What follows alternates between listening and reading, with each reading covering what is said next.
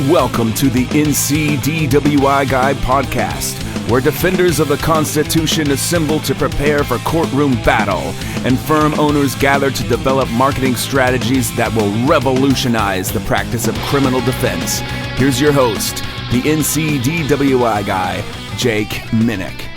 Hello, fellow freedom fighters, and welcome to episode 183 of the NCDWI Guy podcast. The last time that I got to scream out, hello, freedom fighters, I got to say it to a group of people live at the Freedom Fighters Summit last week. It was amazing. Got to talk to an amazing group of lawyers, an admin team, wonderful group of attendees, amazing speakers, absolute blast. And today I am going to basically reflect on some life takeaways from the summit. There was all kinds of great ideas for making the summit better next year, where we go from here, how to improve on all kinds of different things from the summit. But just like I have done with my races that I have done in the past in terms of reflecting on lessons, takeaways from the big race events, these are just some life takeaways from the Freedom Fighters Summit. So I've got 10 takeaways of mine, personal reflections of mine from the summit, big picture reflections. So let's dive into it. I'm flying high off of the Freedom Fighters Summit. It is 3:50 in the morning as I am recording this podcast. I have definitely had some shorter episodes the last few weeks, just with preparations going into the Freedom Fighter Summit.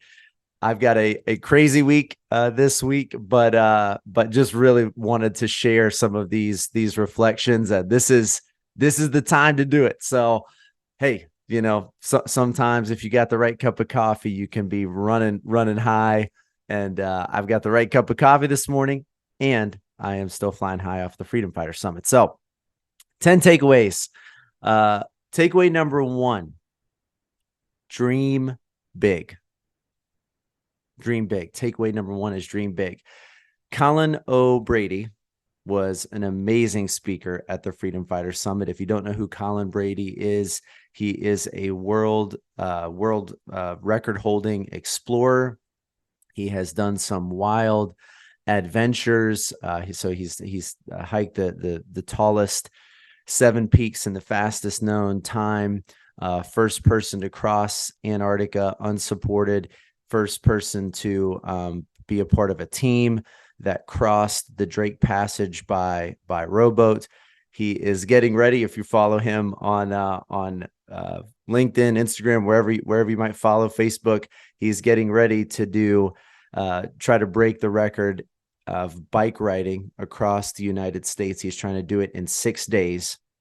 So a 3,000-mile ride. He's going to try to do it in 6 days, which means he's going to be riding 500 miles a day for 6 days on his bike. So if you're thinking about what the next big thing is, it's hard to compare your dreams with somebody like Colin O'Brady. But his mindset and his talk was really all about unlocking the kind of untapped potential of your mind. And I think what we started off with Colin O'Brady by kind of serendipity, by happenstance. And originally I had him kind of planned for later in the day, but what a way to kick things off, but also what a way to kind of get the mindset shifted for the entire summit of how do we think about our goals, our dreams, big picture in our lives. And if we really are honest with ourselves, I think many of us dream too small. Most of us dream too small.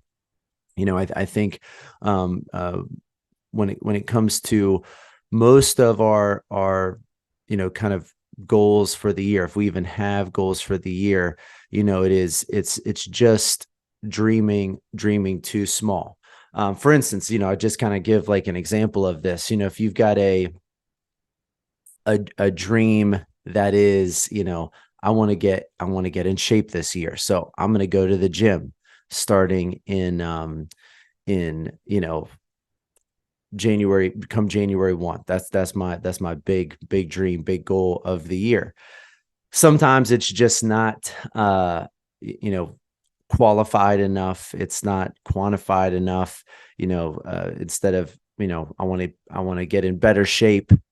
It's I want to lose 15 pounds, or whatever kind of physical goal. And you see everybody go sign up for the gym. But what if instead the mindset was, I want to be in the best shape of my life. I want to be in the best shape of my life.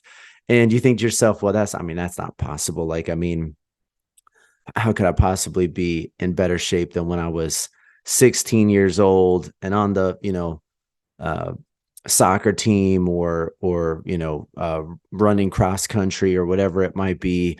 I could eat anything I wanted. It did, it was gone in the blink of an eye. I had time for that. So we just kind of settle on something that just seems, easier, less work, when in reality there is absolutely no reason we could not be in the best shape of our life next year. Right. And so just kind of breaking through that mindset of what is my kind of limiting belief. So, definitely had a big dream when it came to this summit, when it came to this conference. Had a big dream of getting Colin O'Brady there. This was, probably 6 months after we started the summit. I was looking for somebody to kind of be the inspirational tone setter of the summit. And so I reached out to Colin's wife, Jenna, because that's who's kind of organizing everything on his front. And there was a lengthy back and forth exchange of trying to get him to come to the summit. We had multiple emails going back and forth, multiple phone calls. And there was times when it's like, that maybe this is just too big of a reach. Logistically, this doesn't seem to be kind of lining up. Cost, maybe this doesn't make sense for this year. And again, it would have been easy to kind of settle. And I'm really glad that I didn't. I'm really glad that the big dream remained a big dream.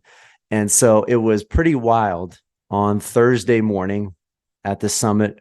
Colin I'd met with him a couple weeks before the summit. He said, I want to make sure that the AV is ready to go. Sound is ready to go. I'm doing a speaking engagement, the Wednesday before, Thursday morning when I come to speak. I'm not sure exactly what time I'm getting in. Can we set up a sound check at 6:00 in the morning? And so, I go downstairs. We had to push it back just a little bit because the DJ that was helping us out with the event, doing a lot of the music and setup, he wasn't going to get in until 6:45. So I said, Colin, I'll meet you down there 6:30, help you get the video side of things set up. And we got everything rocking and rolling pretty fast. But when he walked into the room, just him and I in the room, 6:30 in the morning, and it really made that dream a reality. It was for the first time of the weekend, kind of like, man, this thing's really going to happen. And, we're getting ready to kind of hit the ground running here. We're getting ready to rock and roll here in, 15, 20 minutes.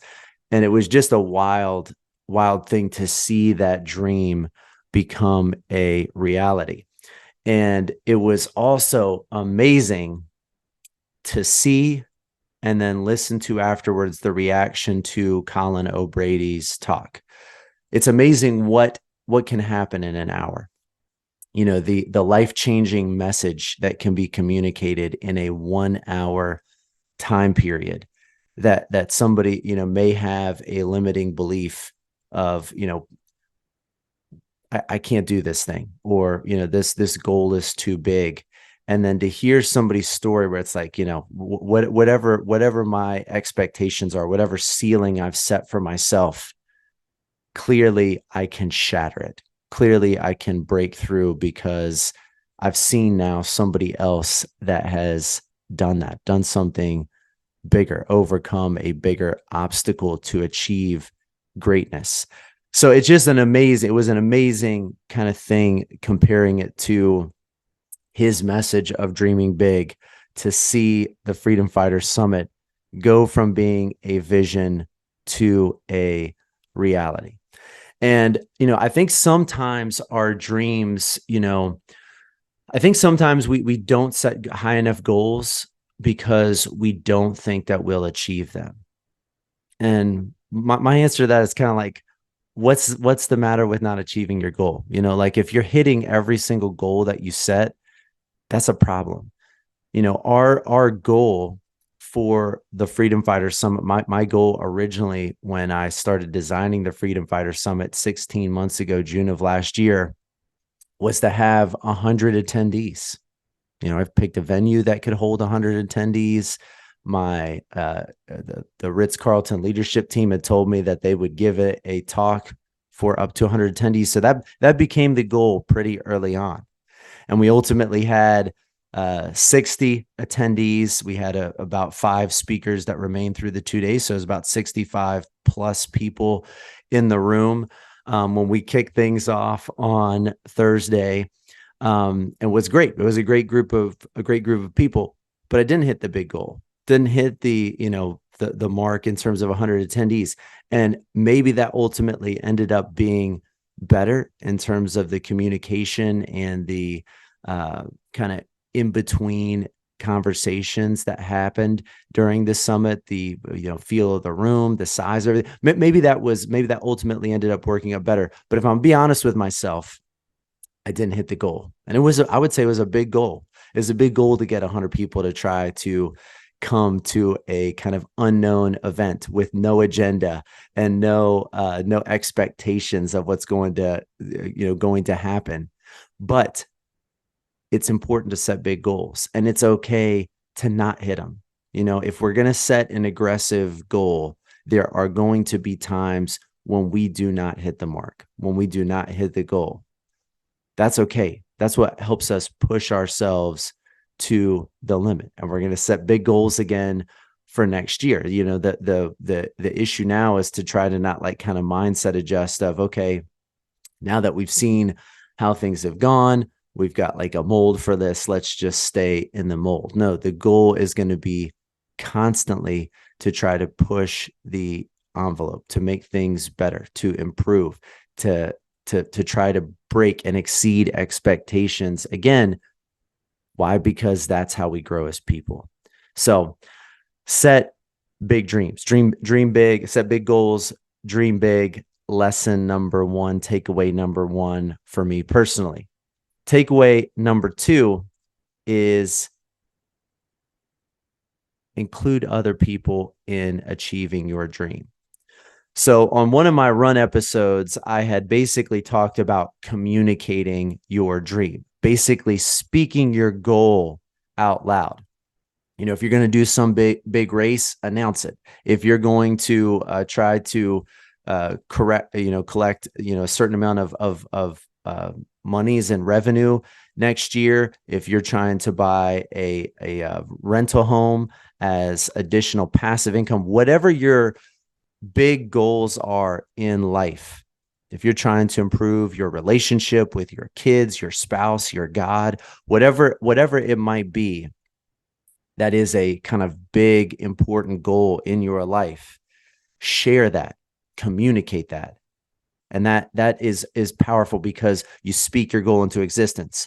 But it may be even more powerful way that I learned from this summit to kind of make your dream a reality versus just telling somebody about it, is to include other people in achieving your dream. Your dream becomes a reality when you include somebody else in exercising that, in executing on it. So it's when we were planning for the Freedom Fighter Summit pretty early on, it became clear this is not something that I'm going to be able to do on my own. We have a amazing lady at the office, Zany Chavez, who has done a number of different roles in the office, intake, and is now kind of one of our case managers at the office, helping support a few of our attorneys in their caseload. But Zany pretty early on, like, took a pretty large part in helping to plan and organize and prepare for and logistically think through how we're going to throw this summit. What are we going to need? How are we going to kind of like timeline orders on this for items that we're going to need for the summit?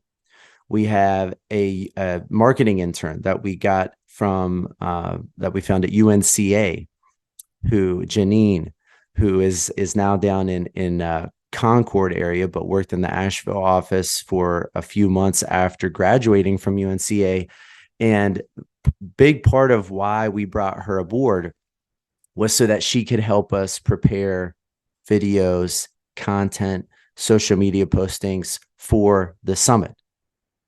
So very quickly, she took control of that. She crushed it for us. If you've seen any social media for the advertising, new speakers or announcements about the summit, you came to the summit, you saw any of the videos, that was mostly Janine that did that video content creation. Cole Maida, who spoke at the summit on AI, incredible talk on AI. Like, that was just amazing, closing us down on Thursday. But Cole has been working at the office for a long time. If you go all the way back to when he was a marketing intern 10 years ago. But Cole has, really taken control of like the big picture thinking, helping me kind of think through some of the big logistical pieces. Like, what are you trying to do with the summit? How are you using this to kind of, grow a community? What are some of the tools that we're going to need to make sure that we kind of get this thing launched the right way? So as soon as you start asking other people to work on your dream starts to become a reality, and it really kind of gets traction and snowballs much faster than if you were just trying to make it happen yourself. And there actually becomes a point at which it would be easier to just do the thing than to quit on the dream once there's other people getting involved. It would be pretty crazy 8 months back, so, let's say, February, March. It'd been pretty crazy, honestly, by that point to call off the summit, because there had been so many hours of other people's time and thought and scheduling going into the summit. I already had speakers lined up. So there are speakers that had already kind of blocked that time frame off. There was already, a hotel that was involved.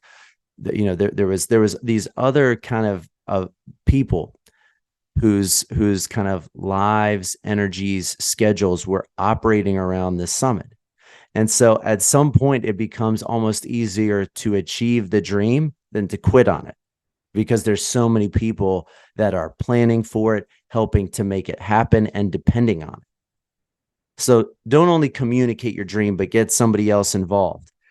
Obviously, if you've got an event, maybe there's other people that are involved in that event anyways. But whatever your dream is, there's a simple way to get somebody else involved, and that is to, first of all, communicate it, like I said, with in regards to the reflection on the runs.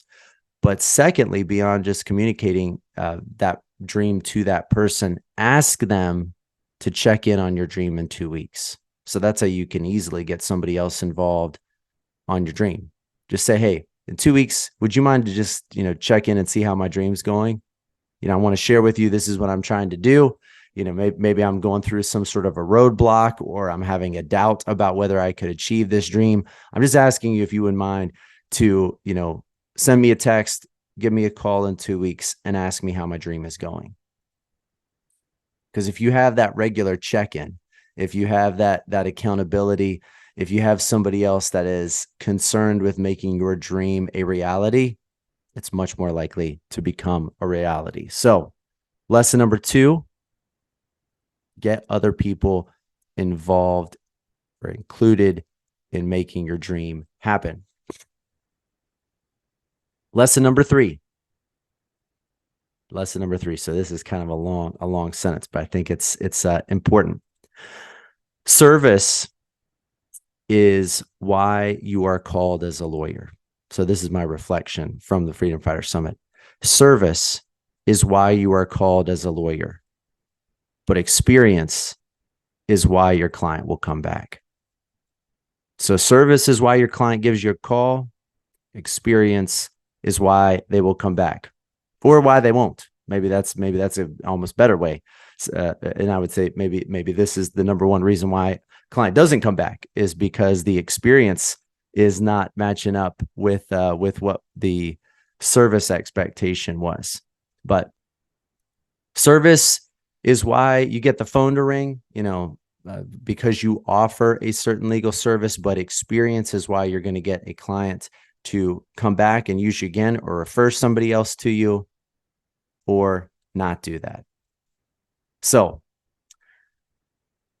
reason that I have this takeaway is that I think that the experience at the summit, the kind of atmosphere that we were trying to create, the community that we were trying to create, was just as important. I would say probably more important than the content. And it was, in my opinion, and so this is in my humble opinion, and very, very much biased, probably because I was the one that organized getting all the speakers there. So we'll definitely make adjustments and improvements based on feedback from people that attended the summit. But the content I thought was high level stuff, good quality content, great food for thought in terms of improving our law firms and our lives. But the experience really is more important than that content. When somebody calls your office, they're expecting to hire the super lawyer. Why? Well, maybe super lawyer is listed on your website. Like maybe you've got like the super lawyer logo. And so, they say, well, this is the super lawyer. Like I'm hiring the super lawyer. But even if you don't have the super lawyer logo, they're still expecting the super lawyer. Because why else are they going to hire you? Why else are they going to pay you money unless they believe in your expertise? So maybe they believe in your expertise in part because you say, I am an expert, I am a super lawyer, whatever it might be. But probably more importantly, they believe in your expertise because you're a lawyer. That's kind of a given. So they expect a super lawyer. And if you don't deliver on that, if you don't give, super lawyer services, you're not hitting the expectation. But what they don't expect is a super experience. I don't think that most clients are expecting a super experience when they come in. In fact, I think that there's a fair amount of people that kind of don't expect their lawyer to call them back, that expect their lawyer to be busy in court and somewhat unavailable, that expect kind of a delayed response. And so if we're hitting the super experience, that's the place where we have the ability to exceed expectations. It's not really on the service end. I mean, you can exceed service expectations, but it becomes very difficult because there's such a high expectation in the client's mind that you're going to deliver super lawyer services because that's what you do. You're a lawyer. I'm paying you good money as the client to get things done in the right way, in a professional way, in an expert way. If I could do it myself, I would do it myself, but I'm hiring the expert because I believe in your expertise. But where we have the ability to exceed expectations, in my opinion, is on the experience end of things. I think we can provide a super experience.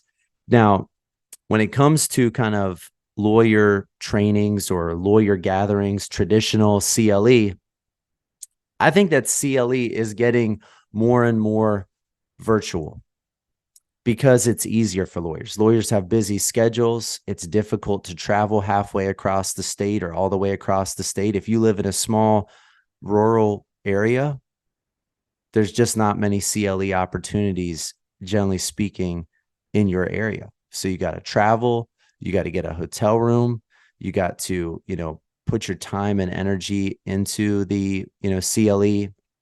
And so if you're doing that just for the content, virtual is great, because now I can tune into the virtual. If there's something that I don't particularly, find interesting on that end of things, I don't feel like I wasted my time getting to the CLE.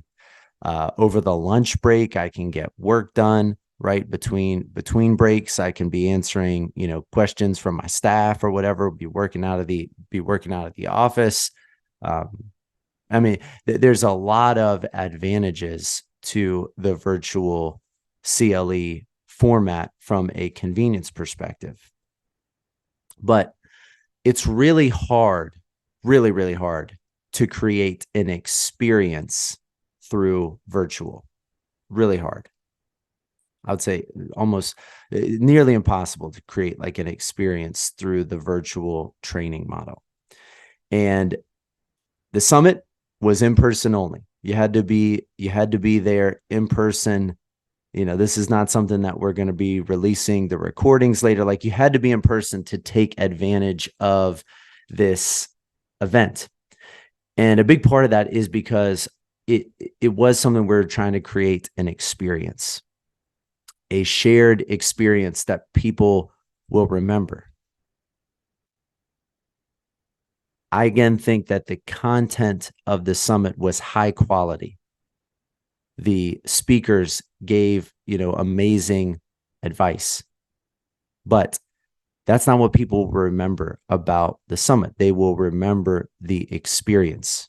They will remember the shared learning. They will remember the conversations in the hall. They will remember, the happy hour and the St. Jude's, picture that we took together. Those are the things that will be remembered. The questions at the table, the music, right? That's what people will remember when they think back on the training. 5 years down the road, I would say there'll be very few people that can specifically remember, most of the content, or even like remember who the speakers were. Again, this is not to downplay like the speakers. I thought that there was amazing content given, but we have short-term memory in a lot of ways when it comes to content, because there's just so much constantly going in. But what we do remember is experiences.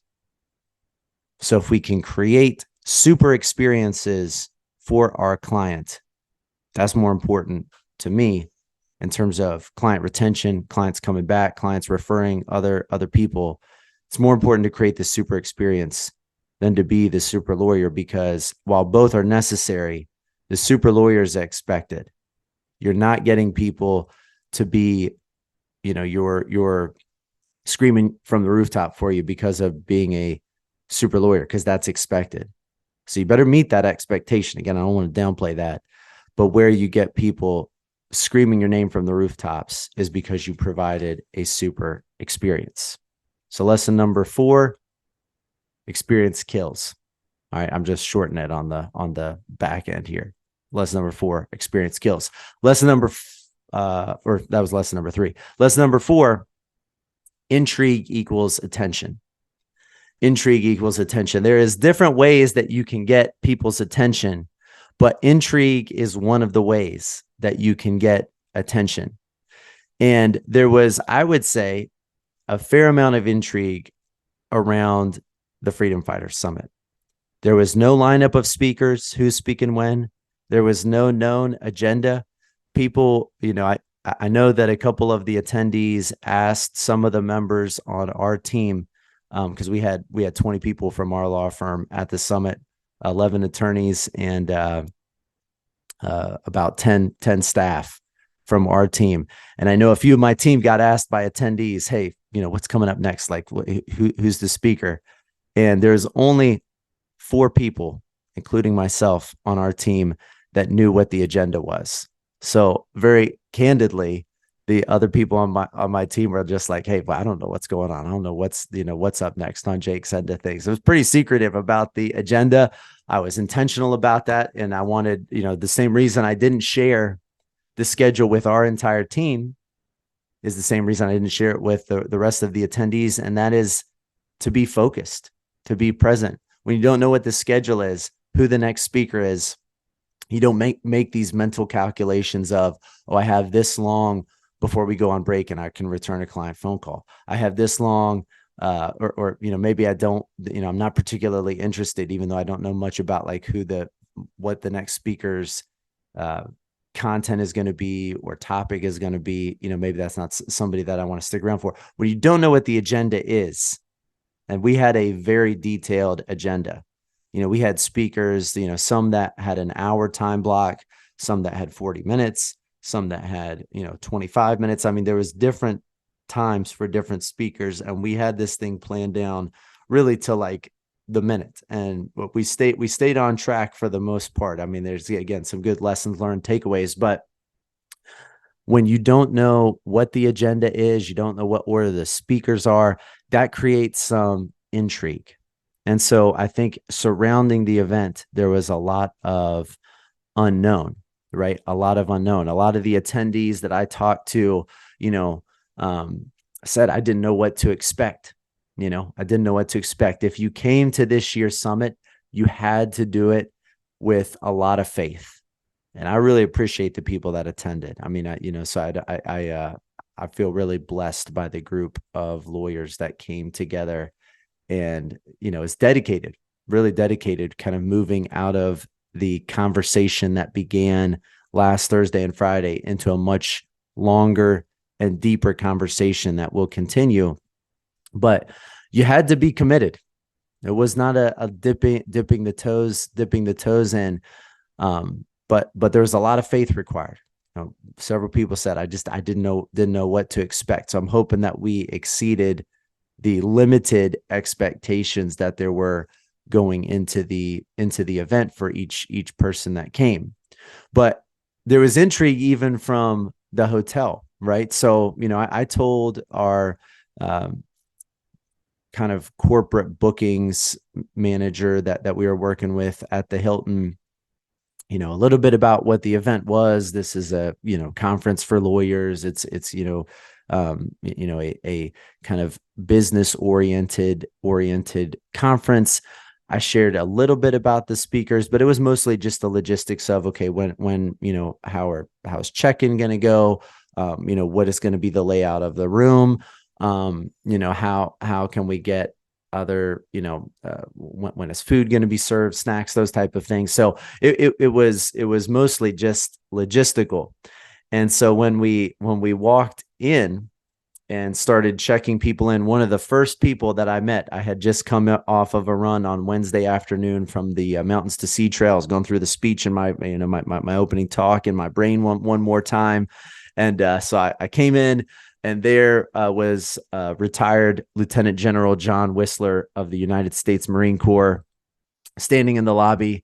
Hey, John, great meeting you in person. I got to talk to him for a few minutes, but then went up to the check-in to get him help checked in. I mentioned he was one of the speakers.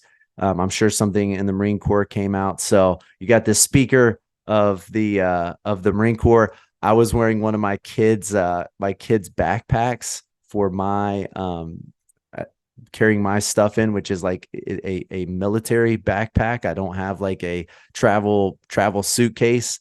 I don't do a lot of traveling. So, basically had this like military looking backpack on that I had like my clothes and some other items in.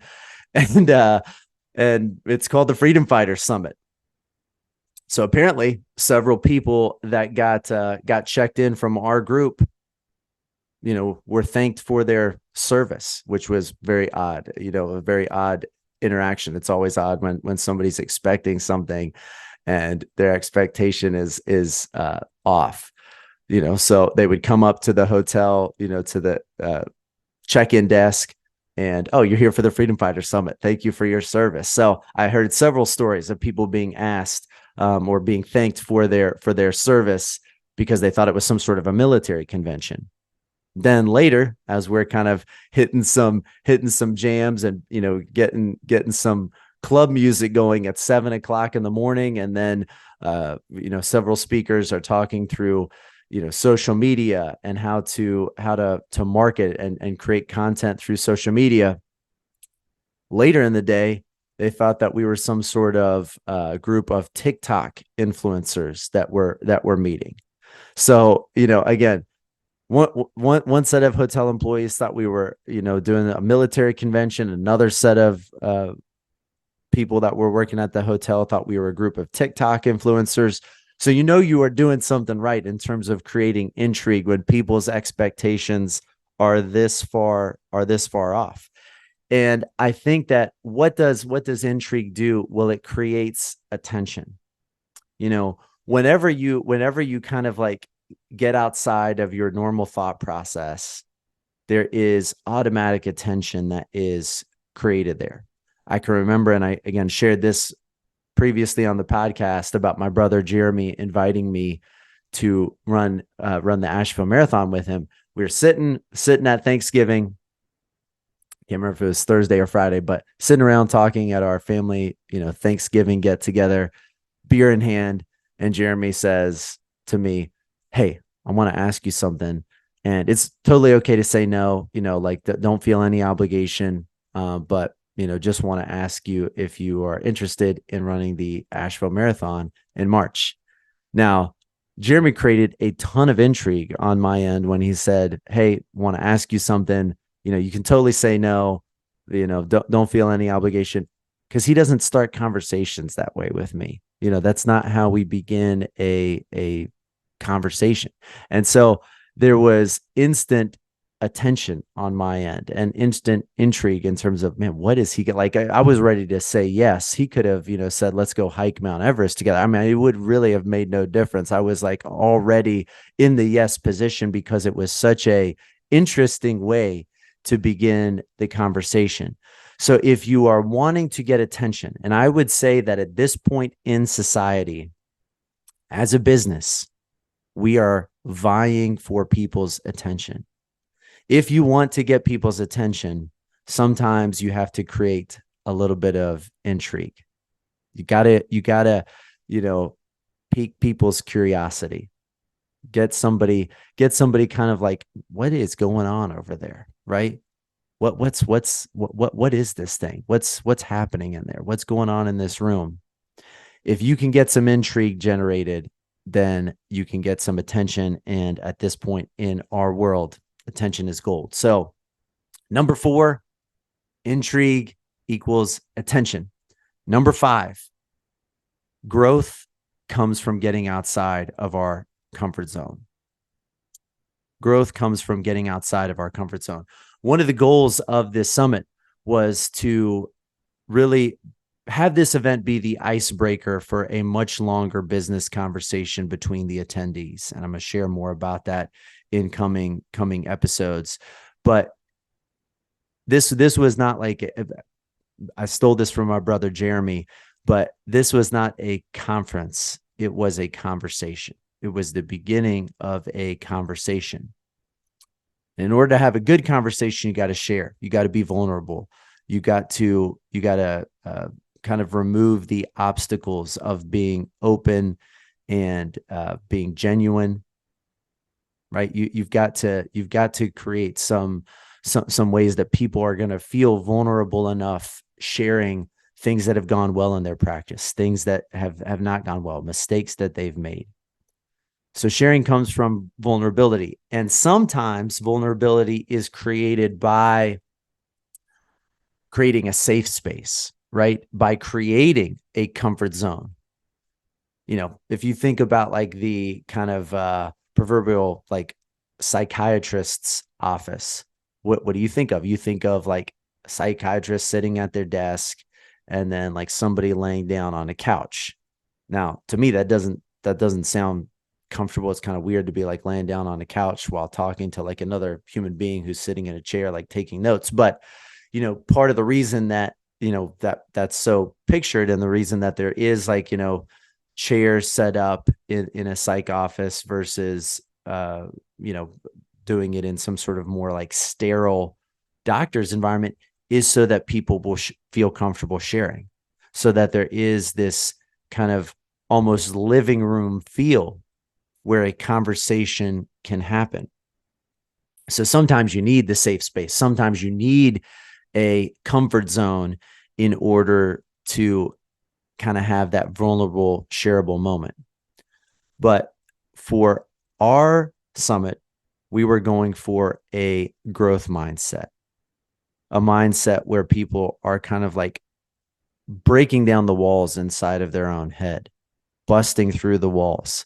And so instead of creating a safe space, instead of creating a comfort zone, we wanted to disrupt the norm. We had to kind of break the norm. We had to kind of figure out a way to rattle a little bit, kind of what people's expectations of a lawyer conference might be. And I think that by shaking up the norm, by shaking up the feel of the summit, kind of taking away a lot of the stuffiness that you might feel at a kind of routine CLE, normal lawyer conference, that helped to create this kind of growth mindset, to kind of break down the walls a little bit faster in terms of, kind of what is guarding me from being open and vulnerable and honest with, fellow attendees about struggles that I'm facing in my business, about, ways that I am like thinking to improve, about sharing a big goal, right? When we're, focused on this growth attitude, growth model, it becomes easier in that space to share a big dream with other attendees. So for us, it was about kind of getting outside of the comfort zone, getting outside of the comfort zone. And when you don't give people an agenda and you're playing, club music at 7:00 in the morning, and, there's a lot of lights and video and different things happening throughout the summit, it gets people outside of the comfort zone in a good way. Gets people outside of the comfort zone. People are just kind of like, something different is going on here.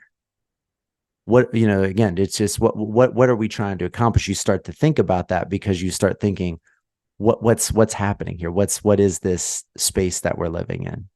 So if you want to grow quickly, I think that sometimes you got to really get outside of your comfort zone. You really got to shatter expectations. You really got to disrupt the norm. So number 5, grow by getting outside your comfort zone. Number 6, preparation allows presence. Preparation allows presence. If you want to enjoy the moment, put in the work up front.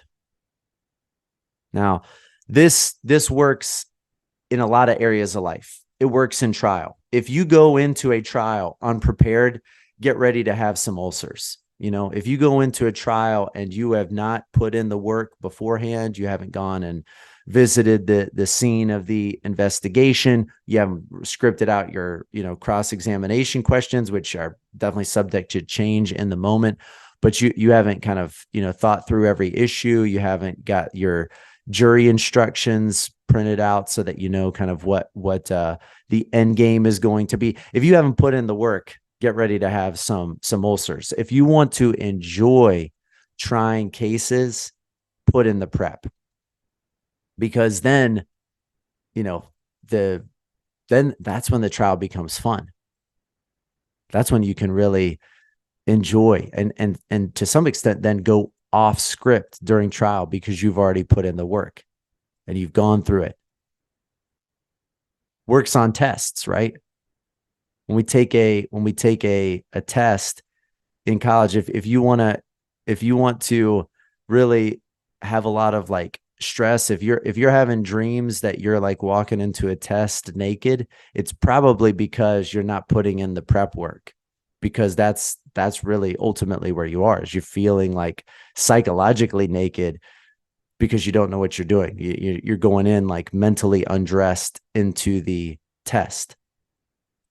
So if you want to, not, I don't think anybody really enjoys taking a test, but if you want to feel confident going into a test, you put in the work up front. You put in the work, as tiresome and grueling as that can be. You put in the work up front so that you can be ready for that test. And this happened with me, really in this event. This happened with me because I think we put in the work as a team to get this thing ready to go. And I kind of imagined that I was going to be running around and not able to enjoy the speakers and trying to figure things out. And there was a couple of times where I had to like dash out and just check on something. But for the most part, I was able to remain engaged and present because we had put in the prep work up front, because we knew what was supposed to happen, because I had other people at the summit that were engaged in helping things to remain on track and helping me to keep the process moving forward and work through various various real-time issues. I was able to remain present and focused. And I would say particularly one thing that was helpful for me to remain present was that I gave a talk on Thursday and I gave a talk on Friday. And in the past, if I was going to communicate during a conference, when I've given a CLE, it's really hard for me to remain present for the other speakers before I have already presented. I like going first because it's difficult for me to kind of like remain engaged in the conversation with other people, or remain focused on what other people are delivering until I've given my talk. I just am nervous about my talk coming up. But I had practiced my 2 talks so many times that it just, the level of preparation that I had gone into it, I just didn't feel nervous about the conversations either day. In fact, I felt excited. Like I was ready to give those talks, waiting for that. Didn't distract me from the other speakers, but I was ready to give those talks because I had done them so many times in my head. I do a lot of running. And so on my runs, I would literally go through my talk in my head. I would see my PowerPoint slides that were going with each part of my conversation scripted in my head. And I would give the speech in my head. I probably did this for each speech at least 5 to 10 times, just going through the talk. Then I gave it in real time. I would give it in the car as I was after dropping off the kids from school. I would, basically just be driving in the car. I give my speech in the car. And then immediately before the summit, I went down into our basement. I found a couple of spaces where I could yell my speech out loud. And I told the team, like, hey, I got to go find a space where I can deliver my talk the way I am going to deliver. I went to the basement of our office because it was something that you had to emphasize certain points. And so, I mean, if you're not practicing delivering those things in real time, it can feel weird when you do it in the moment, right? If you haven't been like yelling out, hello, freedom fighters, like, hello, freedom fighters, if you're not practicing, elevating your voice and moving up and down, it can feel like, man, okay, I want to make sure that I hit this right, that I emphasize this thing, that I, give this inflection.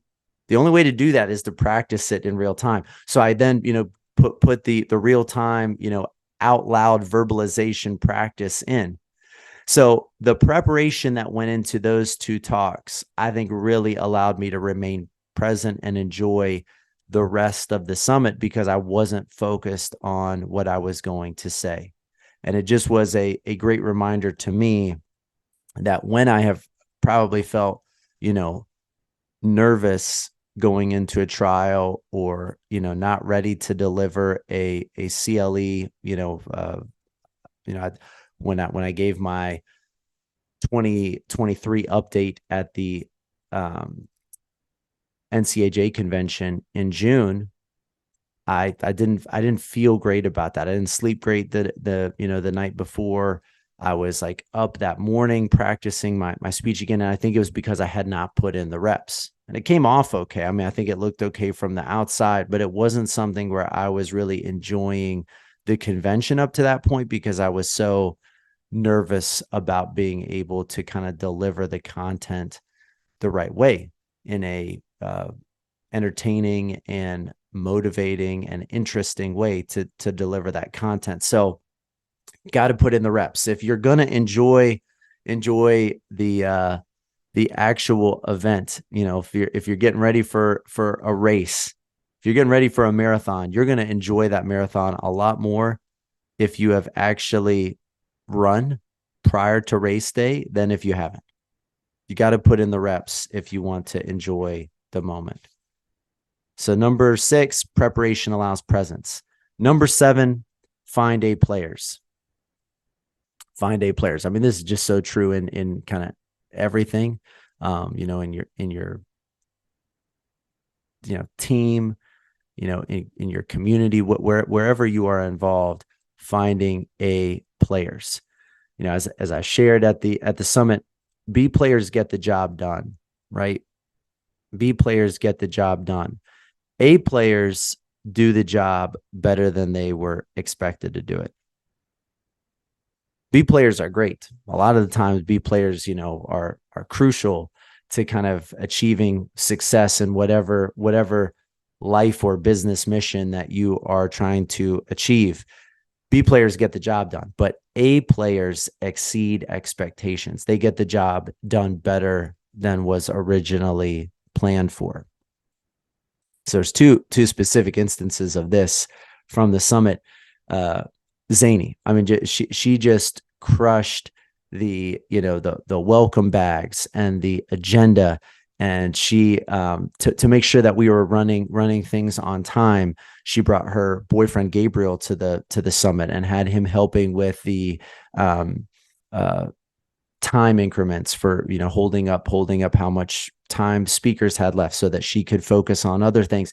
She kind of went above and beyond what I was expecting in terms of her being kind of like the event planner and organizer, as well as like little touches that she was placing, making sure that, kind of breakfast was coordinated with other people, in terms of the welcome bags. Like we got these pint glasses for everybody with the Freedom Fighter Summit logo on it.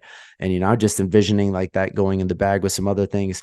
She got black and red tissue paper, which was kind of like our summit colors, the black and red, and stuff those in. I mean, there was just these little details that were not, I didn't give those to her. This wasn't like, hey, this is what's going to be necessary to kind of hit what we're trying to hit. She went above and beyond the kind of like expectations, exceeded the bar. Other person that did this at the summit was our DJ. Incredible guy, Steven. His DJ name is DJ Do It, which I just love. Like what a sweet name. But it goes by Steven. And Steven just crushed it. Like I went down and did a sound check with Steven on Wednesday night. After we got back from our attendee meet and greet at Sierra Nevada, I went downstairs with Steven to do a sound check, and he was setting up all this gear. I was, trying to make sure that my sound from the laptop was going to be rocking and rolling, from the Surface Pro was going to be rocking and rolling come the next morning. So I connected it to the sound of the Hilton, which is what I had done 2 weeks before, and it sounded good. It sounded, they have a pretty decent like surround sound, but Steven, to his credit, was like, JJ, no, we got to connect that to my speakers. Like that's, if you're going for some like volume and you want impact, you want to feel it, you want to be able to feel it in your body, we got to connect it to my speakers. So he starts toying around with it. He gets it connected to his speakers that are at his booth. And it sounds amazing. It sounds so much better. And I was like, that's awesome, Steven. And he's like, yeah, no, it is. But I want to make sure that it's operating on the speaker on the other side of the room as well. Just give me I'm like, man, Steven, this sounds great.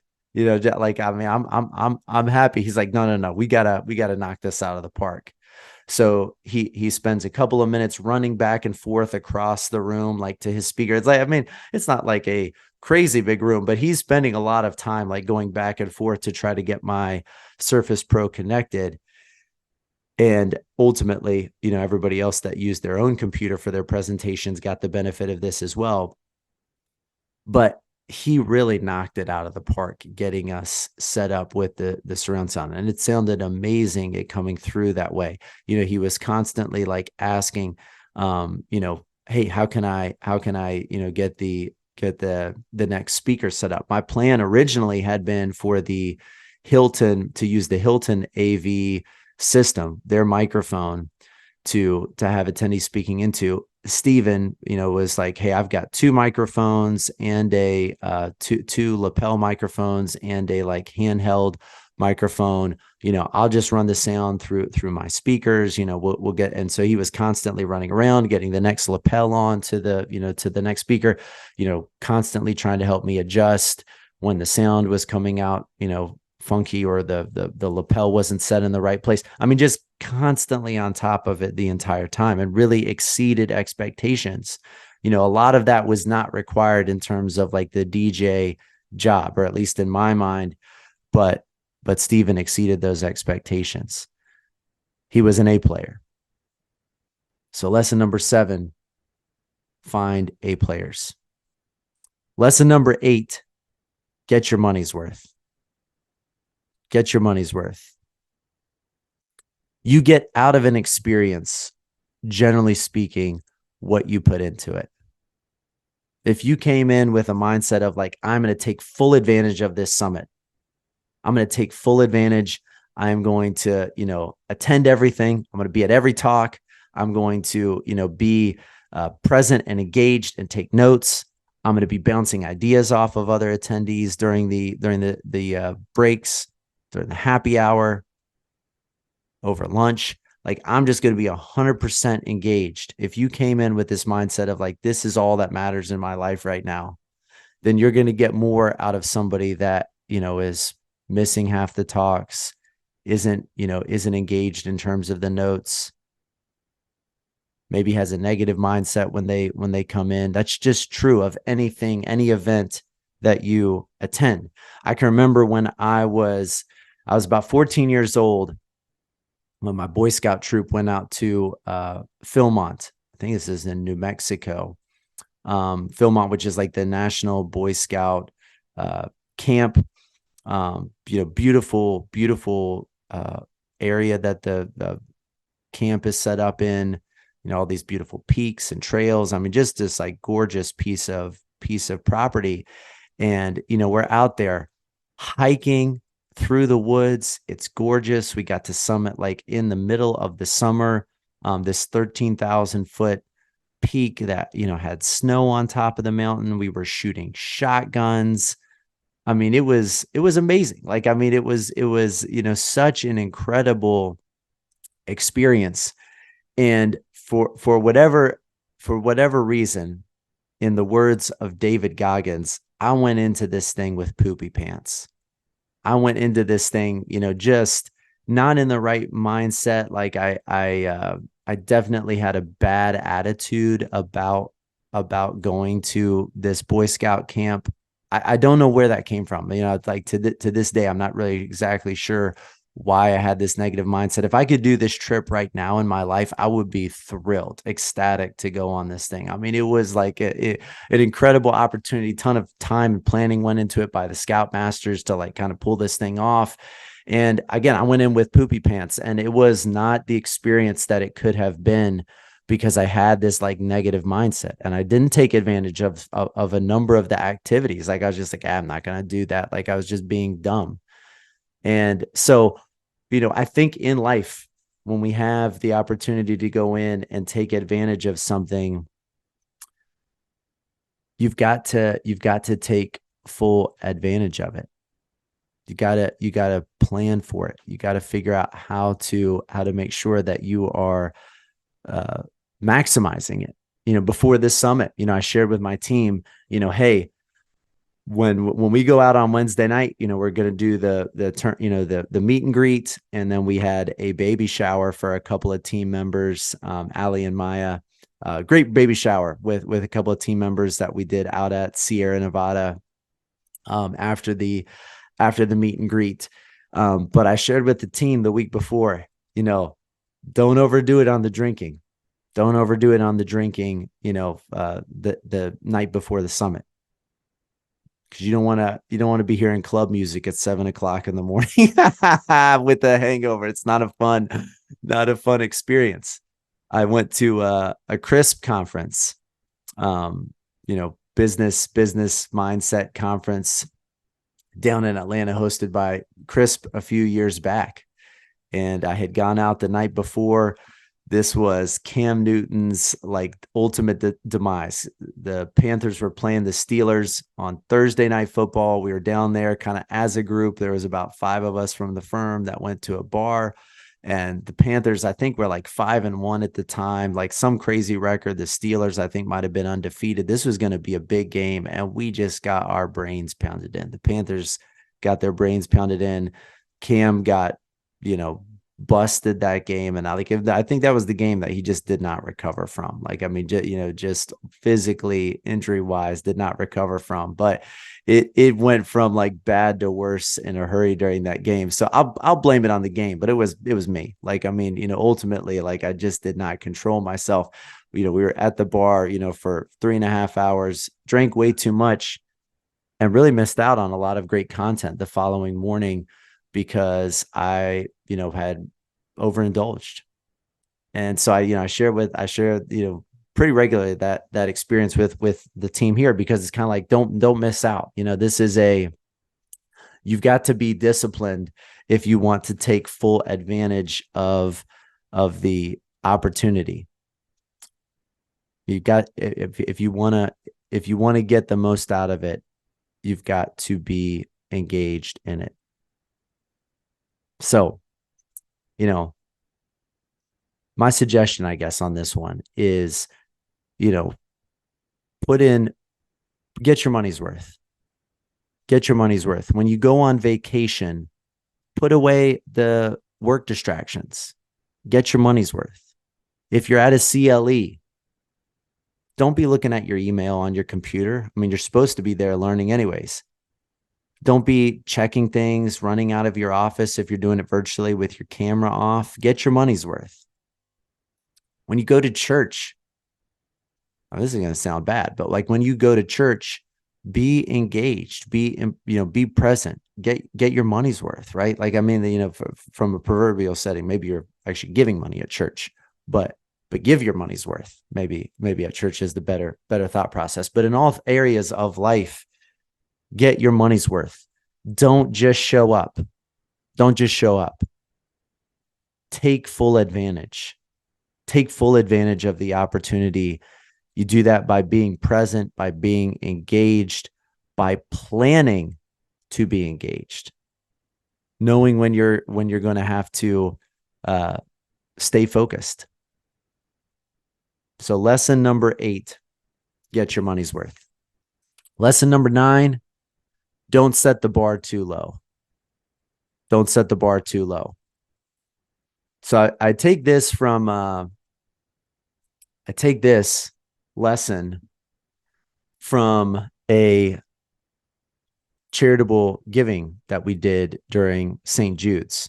My dad used to tell us when we were, going on vacation, on a trip, when there was, some surprise waiting around the corner, he'd always say, lower your expectations.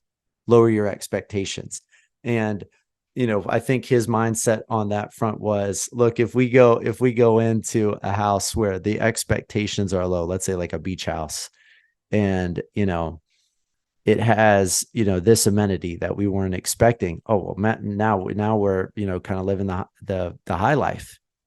And if it's, mediocre, it's like, well, it lived up to expectations. So you never have like your expectations shattered. Like you don't get in there and you're like, man, this place stinks, because your expectations were maybe appropriately set.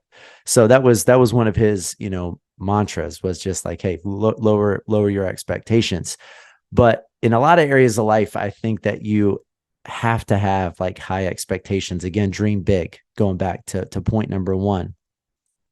And, we promoted St. Jude's Children's Research Hospital, that helps eliminate, helps serve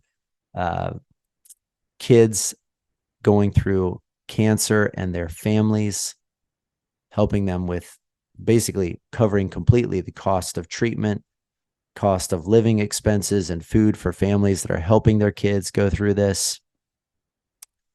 Amazing organization. And we have done a lot of charitable giving, over the past few years as a firm through St. Jude. So we showed a number of videos, and throughout the conference basically used that as an opportunity to help give back to St. Jude's. And on day one, I said to everybody in the room, hey, we're trying to raise $1,000 for St. Jude's. And in my brain, I was just thinking, look, people have already come to this summit. They've spent money to get a hotel room. They have spent money to, pay for a ticket for themselves. They've spent money to bring a family member. So I just didn't want it to feel like I'm just, constantly asking for money, even though it's for a great cause. I just didn't want people to. So I kind of pitched it as, if everybody in the room gives $20, to St. Jude's, we'll hit our goal. And that sounded like reasonable. But don't set low expectations. Immediately after I was like, this, we're setting $1,000. Ron Shook was like, I'm going to give $1,000. I'm going to give $1,000. Like, who else will match me? Who will give $1,000? Then my brother Jeremy from across the room, the other side of the room, is like, I'm going to give $1,000. So immediately, within literally like 2 seconds of setting this goal, it had been met and reached by 200%. Met and reached by 200%. And ultimately, we raised $4,975 for St. Jude's Research Hospital in the course of 2 days. With what before was a relative group of strangers, we were able to get behind a cause and raise $5,000 to help eliminate child cancer, which was a really big part of the event, like from an experience side of things, and just from a, let's get behind a cause together. That's a uniting thing, to get behind a cause together. But basically, we 5x'd my goal because I had set the bar too low. My brother Jeremy came up to me afterwards and was like, dude, get out of here with $1,000. Like, what are you talking about? Ron was like, man, you have no idea what you're doing when it comes to like, raising money for charities. And he on at the end of day one, got up and gave a little pitch for giving to St. Jude's, and somewhat calling people out to get the money up. It was very cool. But again, it was a learning experience for me, because I really had set the bar too low for this great cause. And it's a good reminder not to set your bar too low. Somewhat connected with dream big, but maybe kind of like the opposite of it. I think most of us are setting the bar too low. So number 9, don't set the bar too low. And number 10, don't be afraid to adjust when the moment calls for it. And this comes from Bill Powers. This reflection comes from Bill Powers. I got to spend a good amount of time with Bill over the last few days, and Bill is somebody that I have always really admired, kind of from afar. I've definitely talked to him at different CLE events in the past, and had a couple conversations, I think, about a case or two. But it's been pretty much like just an admiration from afar. And, I was super excited when Bill accepted my request that he come speak and give a keynote at the summit. Like my wife can tell you how excited I was when I got that email. It came in like late in the evening, and I was like, Bill Powers is speaking at this thing. I was just pumped because he is somebody that I've always looked to as being like this great intersection of marketing and expertise. Just a real champion of, high quality legal service combined with a amazing communication of the brand. So just pumped to have Bill there. So, we're sitting there and Bill's sitting up at a table with Nathan Earwood and Ron Shook and a couple of their admin team members, and pretty close to the front stage during my talk, and seemed like he is enjoying things. And then Colin O'Brady came up next after me, and I can see from where my table is, like Bill is between me and Colin, and so it's just like, man, I can't believe like Bill's here, watching this, enjoying this moment. And then Bill just went missing. He was just gone after that. And I thought, man, I wonder if something happened. And so Bill, after Colin's talk, he had a speech that was all scripted out, and he shared this on day 2 in his talk. After Colin's talk, he was like, you know what, I'm gonna go like rewrite my entire speech. Like he, basically gave a totally different presentation. He went back and created PowerPoint slides, and I don't think any of that was probably necessary. I'm sure Bill's original speech was like going to be incredible, but when he shared that with me at the summit, it reminded me that we don't have to be afraid to make adjustments in the moment. If things kind of like, change, if the plan of action changes, it's okay to make an adjustment. And I think when you make an adjustment, what that requires is a lot of courage and humility, because whenever you like throw the script out and you start from scratch to some extent, that requires courage. If you're Bill's talk was one of my favorite talks of the whole weekend. He delivered it on Friday afternoon at about 4:00, and it was really, to me, like incredibly comedic. Bill's just a funny guy, but he also communicated just some valuable life lessons. And our videographer at the event came up to me afterwards, and he'd been there for the whole thing. He's like, man, that was one of the best talks at the conference. I was like, yeah, no doubt. Like, I mean, the way that he tied in kind of his comedy into real life lessons really stuck with me, because it had my attention, but then there was a communication of powerful ideas. But when you adjust things like that in the moment, you have to have a lot of humility. And so I think it's just important not to get too stuck on anything. If something is not working for us, let's make an adjustment. Let's change the way that we're thinking about it. Let's do something different. So, number 10, don't be afraid to adjust in the moment. So there's my reflections. I really took a lot of wonderful ideas away from the summit. Against most of the best ideas came from conversations with the other attendees, as I knew that they would going in. Like, that's where the real gold, the real nuggets were. And I'm excited to continue that conversation through a couple of channels moving forward. I've shared that with the attendees at the summit, and look forward to, again, the conversation moving forward. So hope some of these ideas have been food for thought, food for reflection. Enjoyed the summit immensely. Enjoyed kind of thinking through my takeaways from that, big picture takeaways. Hope this information has been helpful to you all, and I look forward to speaking with you again next time.